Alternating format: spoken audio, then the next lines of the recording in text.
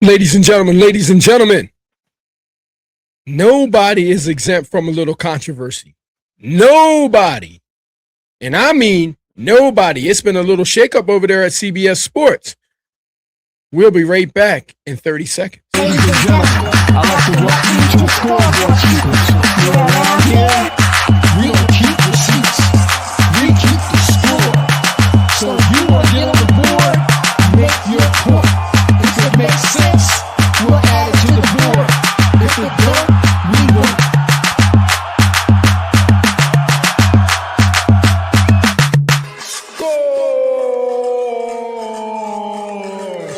Scoreboard Keepers.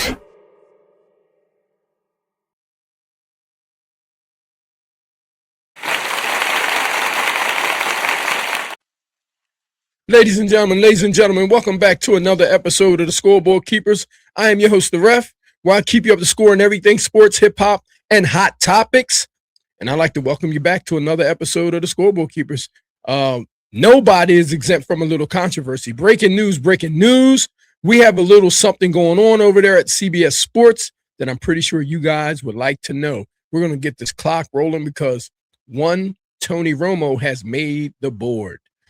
Ladies and gentlemen, CBS Sports announced Friday that lead NFL color commentator Tony Romo has been placed on indefinite leave. According to ESPN's Adam Schefter, CBS Sports noted that Romo will be stepping away from his role until further notice. Now, you all know what that means, until further notice. Further notice means that normally there won't be another notice coming back your way. So I'd be surprised if he gets a call back from CBS saying, come back to work. Now, will he be able to get with another network? Possibility. But as far as him going back to CBS, I'm not so sure. CBS also named J.J. Watt as Romo's replacement per Schefter. Now, J.J. Watt getting a job, you know he's not filling in temporarily for anybody. I'm pretty sure if J.J. Watt has taken his job already, he's inquired about the longevity of the job. And why would he leave from where he is to go and take on this role if it wasn't in more of a permanent fashion? You understand what I'm saying? So if you guys are wondering why this is all going on, Romo's leave comes after he was stopped by the police last week in Milwaukee. Alongside play-by-play announcer Jim Nantz and sideline reporter Tracy Wolfson, Romo has been CBS lead NFL analyst since 2017. Romo gained instant popularity among fans thanks to his, listen, I'm not going to lie to you. I'm not a big fan of listening to Tony Romo play-by-play. And I'm just going to be all honest and with all honest and sincerity. There's a few times, and I remember a few games that me personally, I have muted Tony Romo because I thought that he was biased. I really thought that he was biased. I thought that he would just be riding the wheels of whoever was hot at the moment. And, you know, CBS saw something in him, but me personally, I would mute Tony Romo a lot of times. And that's just me personally. I'm just speaking to me personally. There's a lot of people to each his own out there. A lot of people may like to hear him, but I personally, you know, the Ref, we thought that he was a little biased. But they say that Romo gained instant popularity among fans thanks to his pin chant for predicting plays and moments before they happened. Well, that's what quarterbacks do. They have vision, and they're supposed to see things before it happens. That's what quarterbacks do. They're able to read defenses, to know what's going to happen before it takes place. So, yeah, I expect most quarterbacks to have that trait. Prior to becoming an announcer, Romo played 13 NFL seasons as quarterback with the Dallas Cowboys from 2004 to 2016. Romo went 78-49 as a starter, and he ranks first in Cowboys history in touchdown passes with 248 and second in passing yards with 34,183 behind only current Cowboys quarterback Dak Prescott. So he's in some pretty good company. He didn't separate himself from anybody. I remember Tony Romo's career, and I remember the Eagles really getting after him, the Philadelphia Eagles. I remember him, and that was one of the games that I would have to mute him because he was so biased when talking about a pass rush from Philadelphia or the Philadelphia organization, almost as if he would have preferred to play for them rather than the Dallas Cowboys. So, but he just had a lot of, I mean, if you listen to him really closely and you're into the game and you're watching the game, he's riding a hot wave. And I don't like that. Like I'd be looking at things that would be happening on the field outside of what he was talking about that would also become relevant later in the game. And then all of a sudden he would just switch right over to that. It would be like a hot potato. And where you're just like saying, listen, be on one side of the fence or the other. Like, you can't be lukewarm. It's like, what do you really see out there? Like, we can all just bounce around and just go with the hot thing. But, you know, it is what it is. But as far as his records and everything, you know, with him being there with Dak Prescott, I'm surprised that they're even that close. I'm surprised that they're even that there really are, you know, some similarities in their stats. I don't understand.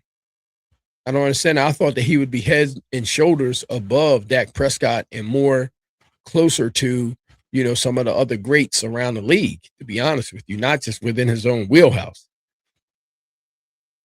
And not to mention that Dak Prescott is the one that took his job.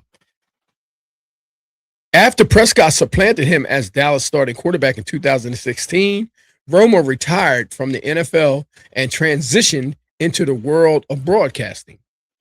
While Romo is on hiatus, he will be replaced by another former NFL great in Watt, who joined CBS as a studio analyst in 2023 following his retirement. He became a color commentator alongside Ian Eagle last season. See, that's pretty, so he already has some type of rapport with CBS being there before. So he has a relationship with them. So it doesn't surprise me that they would go back to JJ Watt, and they probably really like his, you know, his football calling. I mean, he's a middle of America type of guy. A lot of people thought that he was coming back to football for a few years, man. You know, they thought that he was coming back to Pittsburgh because his brother TJ Watt is the defensive end for the Pittsburgh Steelers. And that would have been fun. I know Mike Tomlin was really recruiting him, or trying his best to anyway, which would have been very, very, very unique. It would have been a neat situation to see two brothers on the opposite sides of the field. But listen, this man knows his body, and JJ Watt put in a lot of hours in football, man. So his body probably has a lot of miles on it right now. Watt is a likely future Pro Bowl Hall of Famer, I would agree, as he was a 5-time Pro Bowler, 5-time first-team All-Pro, and 3-time NFL Defensive Player of the Year, who recorded 114.5 career sacks in 12 seasons with the Houston Texans and Arizona Cardinals from 2011 to 2022. That is unbelievable. That is unbelievable.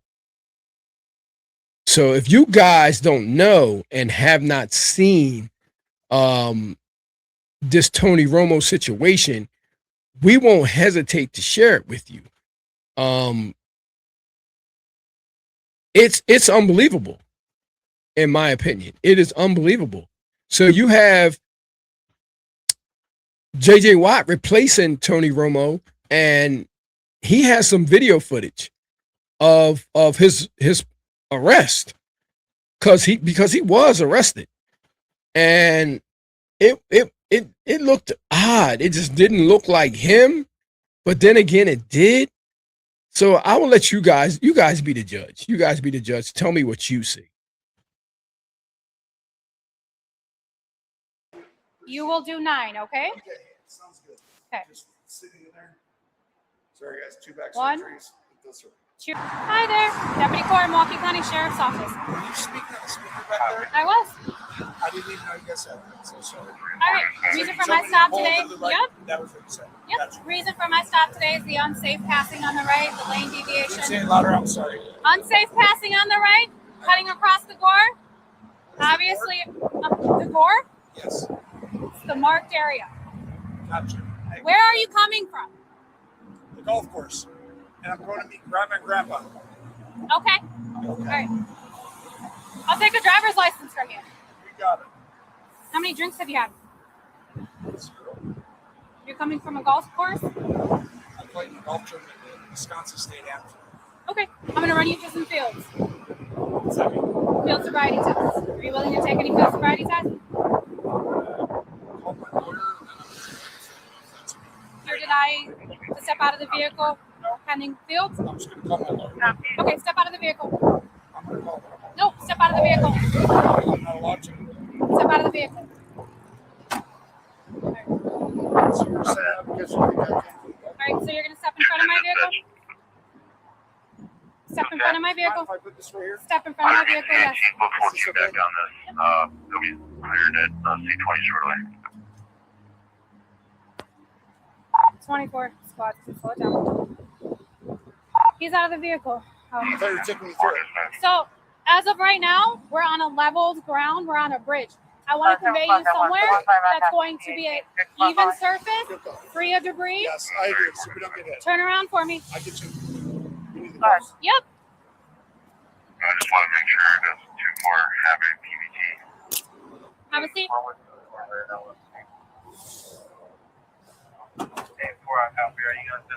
You in all the way? What's that? You in all the way? I'm in, yes. Uncomfortably, but yes.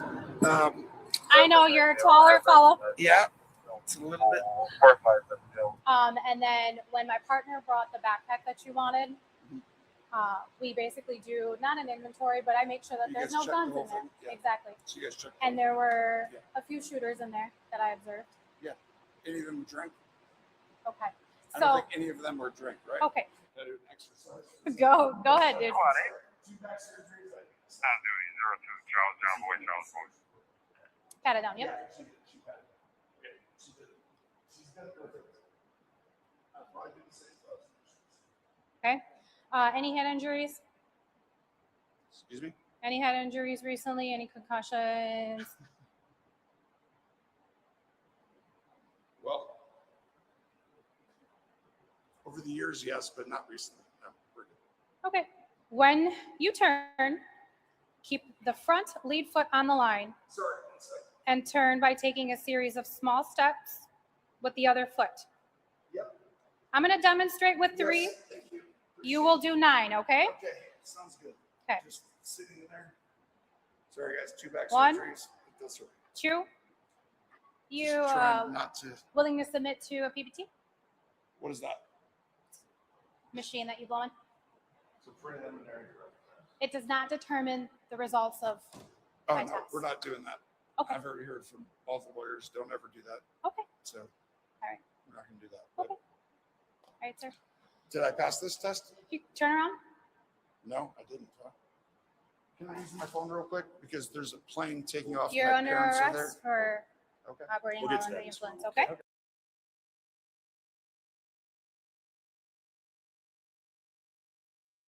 This is absolutely crazy. I'm going to say this, right? I'm going to say this. He doesn't seem really intoxicated to me. Like, I'm talking about to the point where they're to the point where he should have been arrested. I don't think that he was at that level. Does he seem a little tired? He seems like he's been out in the sun all day. I'm not making excuses for him. If he's been drinking and he's drunk, then it is what it is. But what I'm saying is, you got an NFL player there that has been concussed many times over the year, back surgeries. He's not going to be the most nimble of guy. So I'm talking about completely sober, and you ask him to do those kind of drills, and you expect him to do it and pass it at his age. I don't think a lot of people would be able to do that to the point where he had to stretch out. Like those back surgeries are something serious. And I'm not making any excuses for anybody, but he just don't seem like the type of guy that is going to meet his parents or whoever else completely hammered. So do I think that the police officer was being a little excessive? Yes. I think she knew who he was. Okay. She knows exactly who he is. You're looking at his vehicle. He's not in a regular vehicle. It's not a lot of people running around Milwaukee, Wisconsin in those kind of vehicles like that. I'm pretty sure as soon as you ran those plates and you ran his name, you knew exactly who he was. It's not like he didn't have a ton of games, a shitload of games against the Green Bay Packers, which is really the only show in town out in that area besides the Milwaukee Bucks and, you know, a few other things that's going on out there. But to me, it just seems like she was going a little over the top for somebody that you suspect has been drinking, that you suspect. You arrested this man, you took him into custody, you asked him to do the drills, you didn't tell him if he passed or not. I'm pretty sure he knows by now. But in any event, I just think that this may have been a little bit over the top. He just didn't seem hammered to me. You know what I'm saying? He seemed a little tired, but a lot of people are like that when you go out on a golf course and you're golfing all day out in the hot sun. And he might have did 18, he may have did 36 holes. So, I mean, it's Tony Romo. So he did a whole event. So he might have been out there all day long. I'm pretty sure it probably wasn't even 18. It was probably more. So I'm siding a little bit with Tony Romo. If he's taking this to court, he's probably going to end up beating it. You know, he didn't want to take the test. He refused to take the test, the breathalyzer test. He refused that, which is well within his rights. And now they would probably have to prove it. I'm pretty sure they probably asked him for some blood, or they may have to get a warrant for some blood. If they was really trying to sock it to him, they would have probably, requested some blood from him just to check his alcohol content to see how much he has been drinking, if they wanted to throw the book at him. So I'm siding on the side of a little bit excessive right now. I feel like they were throwing a book at him. And if I would have to bet on if they knew who he was, if this officer knew who he was, I would have to say, yeah, she knew exactly who he was. And she probably knew about the event as well. You know, I mean, it's not a lot going on out there. But I'm pretty sure he's probably, thinking to himself that he never wants to drive through those kind of towns or those kind of places like that again with a vehicle like that. So like I said, I don't know. All I know is that CBS, they've already taken action, and it doesn't sound like they're bringing him back. It sounds like they've already moved on. If you're bringing J.J. Watt on there, you're not bringing him on there to hold the baton until Tony Romo gets back. You're bringing him in there for the foreseeable future. And I believe that. Ladies and gentlemen, man, you guys get down in the comments. Let me know how you guys feel about this right now. Was this officer out of pocket? Was she out of line? Did she throw the book at Tony Romo? Do you guys think Tony Romo was hammered? Like, what's going on? What did he look like to you here in this video? What did he look like? Did you see the evidence of 2 back surgeries? Did you see evidence of somebody that was playing 36 holes of golf all day? I mean, I didn't get them. I've seen a lot of hammered people, and he just didn't seem hammered to me. He seemed like he could have gotten, to the destination without causing any kind of real harm to anybody. He just didn't strike me as being drunk. But the officer struck me as like she was really, really, really throwing a book at him. Please step out of the car and all types of things. She never even responded back when she said, yeah, we searched your bag and we found some shooters in there. And he said they weren't drank, were they? And she never even said anything. Like she knew she was on camera. She never responded to that. So I just think that, the officer may be being a little excessive right now, but one thing for sure, 2 things for certain. It seems to be like that nobody is exempt from a little controversy here or there, whether it's on the field or off the field or in the booth. So It is what it is. Ladies and gentlemen, if you haven't already done so, make sure you guys like, share, and subscribe to the channel. Thumb up the video. Get down below in the comments. Let me know how you feel about this particular situation. Was Tony Romo drunk? Or was this just a football player that was, been through the ringer over the course of 13, 14 years and has a few injuries? Do you guys think he passed the test? Or do you think this officer was just totally, totally out of line and totally, totally excessive? Let me know down below. So, ladies and gentlemen, until the next episode of the Scoreboard Keepers, I'm your host, the Ref. God bless and score.